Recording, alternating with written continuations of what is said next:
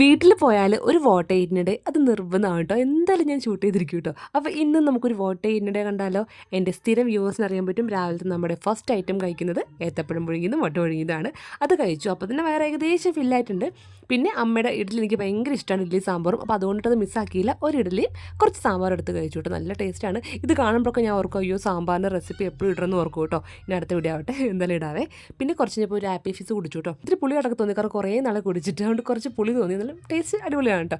അത് കഴിച്ച് കഴിഞ്ഞാൽ പിന്നെ പണ്ടൊക്കെ ഞാനായിരുന്നു കേട്ടോ പപ്പയോട് ഓരോന്നും വേണമെന്നൊക്കെ പറയണം. കുഞ്ഞിലേക്ക് ഇതുപോലെ പായസമൊക്കെ വേണമെന്ന് പറയും. ഇത്തവണ തെച്ചൂട്ടി, ഇത്തവണ അല്ല, ഇപ്പോൾ എപ്പോഴും തെച്ചൂട്ടിയാണ് പറയാറുള്ളത് ഓരോന്നൊക്കെ ഐറ്റംസ് വേണമെന്നുള്ളത്. അങ്ങനെ എനിക്കും കിട്ടും കേട്ടോ. അങ്ങനെ സേമിയ പായസമൊക്കെ കുടിച്ചു. പിന്നെ ഇതേ നമുക്ക് ഉച്ചയ്ക്ക് അവിയൽ, ചോറ്, മീൻകറി, പിന്നെ രാവിലത്തെ സാമ്പാറും കൂടെ മിച്ചമുണ്ടായിരുന്നു. അപ്പോൾ അതൊക്കെ എടുത്ത് കൂട്ടി കഴിച്ചു കേട്ടോ. ഇന്ന് ചിക്കൻ വാങ്ങിച്ചിട്ടില്ല, ഇന്ന് മീനായിരുന്നു സ്പെഷ്യൽ. അങ്ങനെ അതൊക്കെ കൂട്ടി കഴിച്ചു.